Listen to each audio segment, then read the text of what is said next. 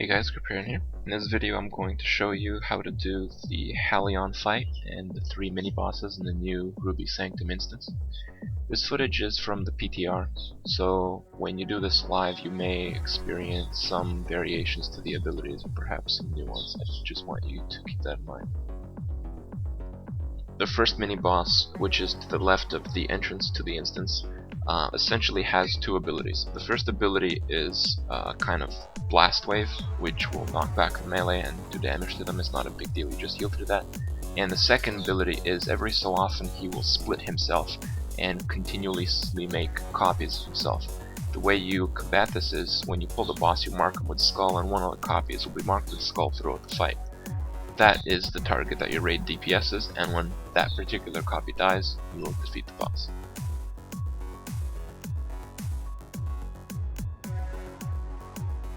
The second mini-boss, which is to the right of the entrance to the instance, has 2 abilities as well. The first ability will AoE the raid once he is berserked, and you can use Trank Shot to remove this, and he will stop doing damage to the raid.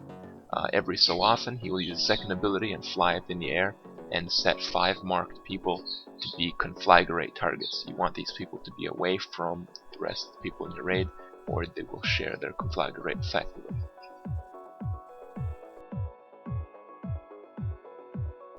The last mini-boss at the back of the instance, he has 2 abilities as well, and the first one is kind of like a warrior fear, which is pretty much insignificant, and the second ability causes him to pop out these ads constantly throughout the fight.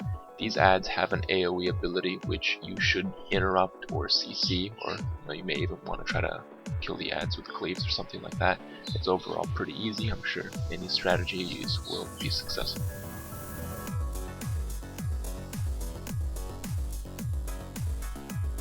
And now we get to the main boss of the instance, Halion. Halion has every ability like any other dragon. He has a tail whip, he has a cleave, and a flame breath. None of them do any significant damage except, I believe, the cleave. So if you get caught by a flame breath or a tail whip, you're alright. You can see right now that there's kind of a puffy red effect happening, and then that meteor crash there. That's going to happen throughout the fight during the up phase of the boss. There's going to be these fires that pop afterwards, and they're not a big deal.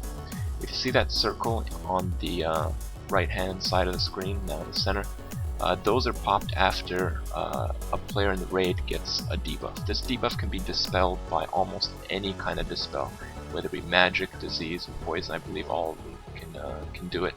And when the target is dispelled, they're going to pop this void zone, and this void zone does damage, and the radius is based on how long it took to dispel the debuff. Saw that portal came out once the boss reached a certain percent, and we're now in the down phase of the boss. During this phase, he maintains his flame breath, tail wipe, and cleave abilities. However, there's these purple orbs on either side of the room which rotate. These are going to connect with a laser eventually, which you can see now. And if you cross the laser, you're going to take quite significant damage. So the whole trick of this phase is keeping the boss in the center, rotating him with the raid, and essentially just staying alive from the damage. There's no meteors in this down phase, however, the debuff which pops the void zones is still there.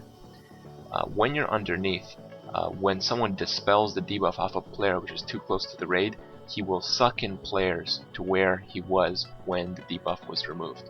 Upstairs it works differently, where people are pushed away from that player. During this phase, you're just attacking the boss, and you're getting him to a certain percent, which seems to be about half-life. And once you have, these portals are going to pop up, and you want half your raid to be down here during this phase, and half your raid to be upstairs during the first phase, which you saw earlier. You can see that I've teleported in, and we used most of our melee downstairs and most of our range upstairs, because downstairs it's a lot easier to maneuver as melee, and upstairs in range does help with the meteor distribution. So I think the fight was designed for you to complete it this way.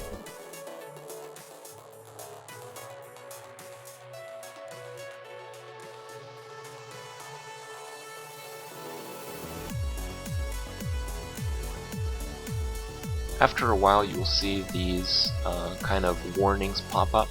These are going to correlate with the boss gaining a buff that causes him to take less damage and do more damage. These buffs that the boss gains occur because one side, whether it be upstairs or downstairs, has done too much damage when compared to the other. So you want to have balanced DPS and take him down evenly. His life is shared, but in a way it does cause this effect to happen if you have too much DPS in one area. If you have no players in one area, he will just heal up and you'll be unable to complete the fight. This fight is overall pretty easy.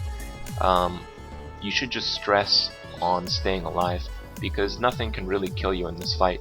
If you want to use some extra healers, probably in the area of 8 or 9, you can probably do that if your raid members are, you know, very eager to run into things that might kill them. You can literally heal through this entire fight.